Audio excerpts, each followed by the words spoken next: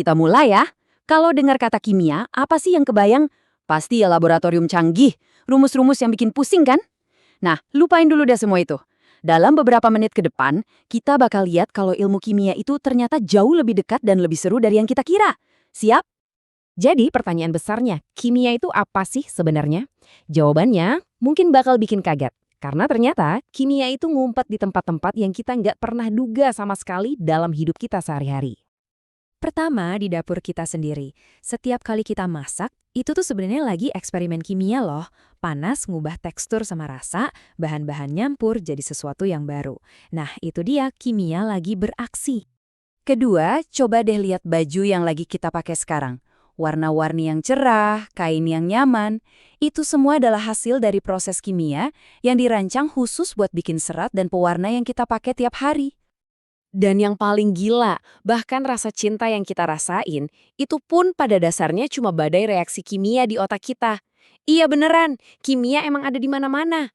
Yuk kita bedah lebih dalam lagi cara kerjanya. Oke, mari kita masuk lebih dalam.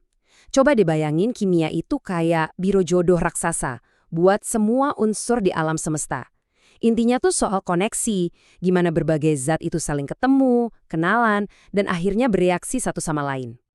Nah, proses perjodohan ini namanya reaksi kimia. Disinilah zat-zat itu saling cek ombak, lihat cocok apa enggak. Kalau mereka ngerasa klik, ya udah, mereka bakal deketin dan ngebentuk ikatan buat jadi zat yang sama sekali baru. Slide ini pas banget buat ngegambarin analogi biro jodoh tadi. Ambil contoh garam dapur. Dimulai dari natrium sama klorin yang ngecek kecocokan. Pas mereka makin dekat, akhirnya mereka ngebentuk ikatan yang stabil banget. Dua unsur yang tadinya reaktif banget, malah jadi sesuatu yang kita pakai tiap hari. Jadi poin pentingnya apa? Ahli kimia itu ibaratnya koki buat alam semesta. Tugas mereka itu ngoprek resep yang udah ada, terus bikin resep-resep baru yang lebih keren lagi. Jadi, di satu sisi, ahli kimia itu ngebongkar benda-benda di sekitar kita buat ngerti bahan dasarnya apa. Di sisi lain, setelah mereka paham resepnya, mereka bisa nyiptain hal-hal baru yang luar biasa. Dari makanan yang lebih awet, sampai bahan bakar roket yang super efisien. Oke, kita lanjut ya. Kimia ini bukan cuma satu bidang doang, tapi kayak satu tim gede yang isinya para spesialis. Masing-masing punya keahliannya sendiri-sendiri.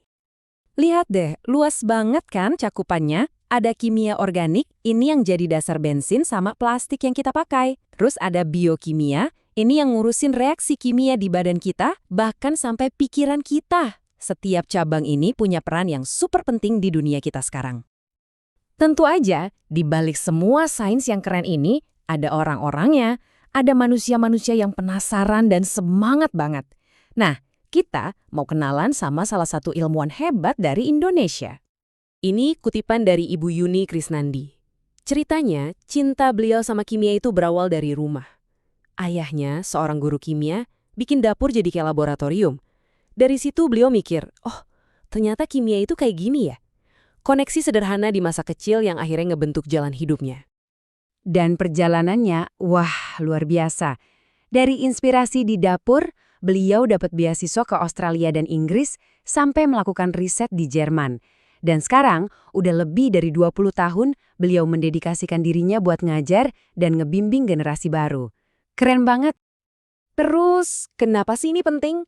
Menurut Ibu Yuni, masa depan Indonesia itu butuh banget ahli kimia di dua bidang krusial. Material canggih buat menciptakan bahan yang lebih baik, dan sensor kimia yang bisa merevolusi cara kita mendeteksi gas berbahaya atau bahkan penyakit. Oke, sekarang siap-siap.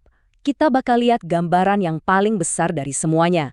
Menghubungkan semua yang udah kita bahas tadi ke skala yang susah dibayangin. Ini nih, fakta yang bikin merinding. Hidrogen, unsur yang paling banyak di tubuh kita, itu tuh unsur yang sama persis yang jadi bahan bakarnya bintang-bintang di kosmos sana. Coba direnungin ini. Semua materi di alam semesta, termasuk tiap atom di tubuh kita, itu umurnya udah hampir 14 miliar tahun. Nggak ada yang baru, nggak ada yang hilang. Semuanya cuma terus menari, bereaksi, dan berubah bentuk sejak awal waktu. Biarkan fakta ini meresap sejenak. Kosmos itu bukan cuma ada di luar sana. Kosmos itu juga ada di dalam diri kita. Kita semua adalah bagian dari cerita kosmik yang super megah ini. Kita tutup pembahasan kita kali ini dengan kutipan dari Marie Curie, salah satu ahli kimia terhebat sepanjang masa. Semoga obrolan kita hari ini bisa memicu rasa penasaran, mengganti rasa takut dengan keinginan untuk mengerti, dan mendorong kita untuk nggak pernah berhenti bertanya.